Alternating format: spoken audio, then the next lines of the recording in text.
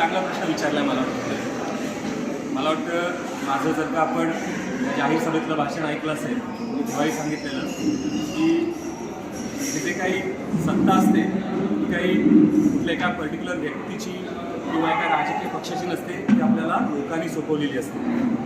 यामध्ये जो काही म्हणजे मी स्वतःबद्दल म्हणतो की मला जे काही निवडून दिलेलं आहे ते लोकांनी दिलेलं आहे, हा श्रीवर्धनच्या जनतेने दिलेला आहे.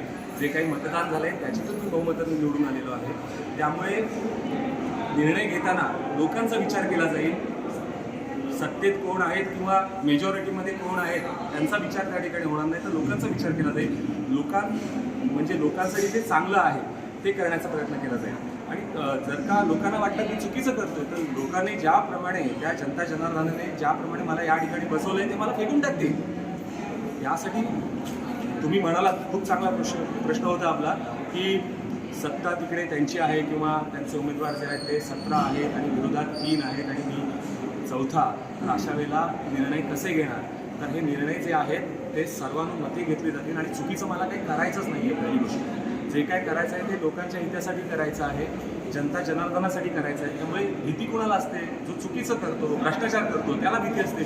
जर कर नाही तर डर कशाला? त्यामुळे जे काय होईल ते जनतेच्या हिताचं होईल.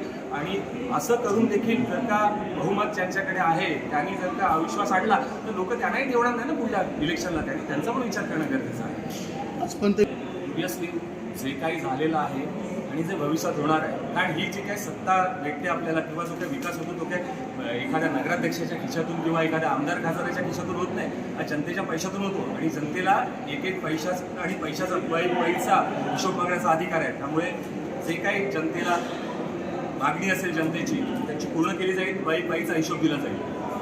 मी तुम्हाला मागेही सांगितलं होतं, ज्यावेळेला आपल्या न्यूज चॅनलतर्फे मुलाखत घेतली गेली की पहिल्यांदा ज्या बेसिक गोष्टी आहेत श्रीवर्धनच्या जनतेच्या त्या पूर्ण केल्या जातील. ज्याला आपण पायाभूत सुविधा म्हणतो त्या पहिल्यांदा पूर्ण केल्या जातील आणि नंतर बाकीचा विकास तर होणार आहे. आणि विकास आता आम्ही आलो, त्याच्या अगोदर दुसरे साहेब होते, असं विकास कोण काही पर्टिक्युलर व्यक्ती करत नाही. विकास हा आपल्याला संविधानाने दिलेला अधिकार आहे. त्यामुळे त्या अनुषंगाने गोष्टी होते. अत्यंत सांगितलं त्याप्रमाणे पायाभूत सुविधा दिल्या जातील श्रीवर्धनच्या नागरिकांना.